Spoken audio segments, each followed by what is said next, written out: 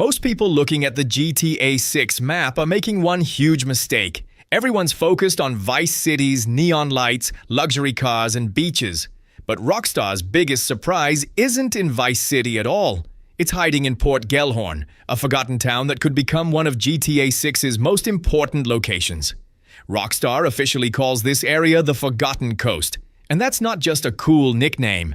It's inspired by a real stretch of Florida that was left behind while other tourist destinations boomed. Instead of flashy resorts, this region is filled with abandoned motels, closed attractions, and businesses struggling to survive. Rockstar describes Port Gellhorn as a place powered by malt liquor, painkillers, truck stops, and cheap motels. That isn't just world building. It tells us exactly what kind of gameplay and atmosphere they're aiming for. This isn't glamorous crime. It's survival. The town feels abandoned, dangerous, and forgotten, creating a gritty atmosphere that's completely different from Vice City. At first glance, Port Gellhorn might remind you of Sandy Shores from GTA 5, but there's one major difference. Sandy Shores mostly existed as Trevor's playground. Port Gellhorn feels like a real town with its own identity.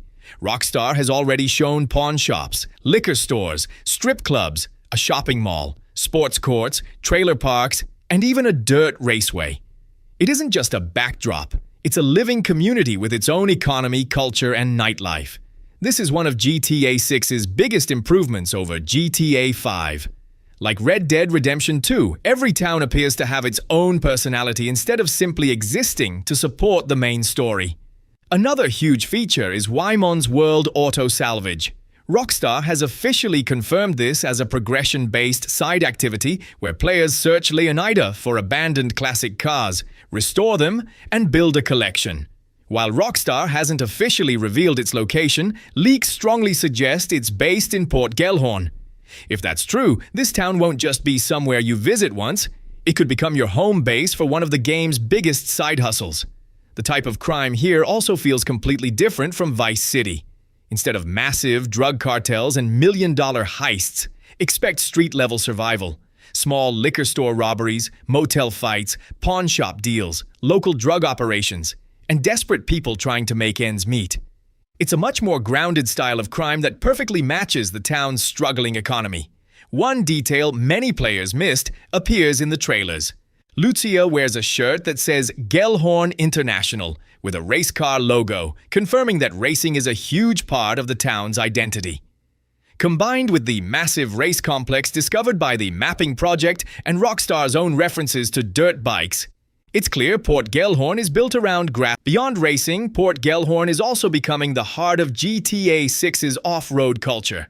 Rockstar has confirmed off-road vehicle shops, and with nearby mountains, forests, lakes, and muddy trails, this region is clearly designed for dirt bikes, ATVs, drag cars, and lifted trucks instead of high-end supercars. Every part of the environment encourages rugged exploration.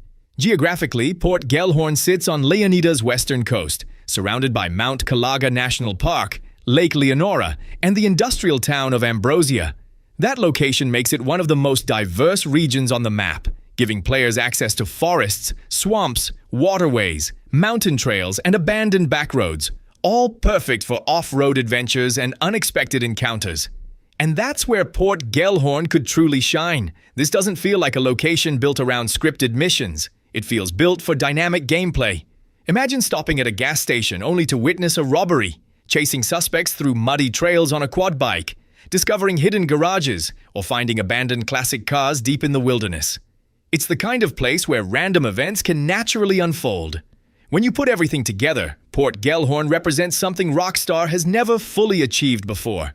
It's not just another town on the map, it's a complete ecosystem with its own economy, hobbies, culture, and criminal underworld.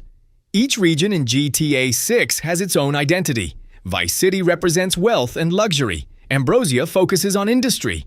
The national parks offer wilderness and exploration. But Port Gellhorn stands for something completely different. Street-level survival. It's a place where people aren't chasing millions. They're simply trying to survive. That grounded atmosphere could make it one of the most immersive and believable locations Rockstar has ever created.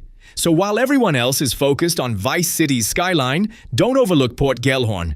It could become one of the most immersive locations Rockstar has ever created. If you enjoyed this breakdown and want more GTA 6 content, make sure to like the video, subscribe to Flickz, and I'll see you in the next one.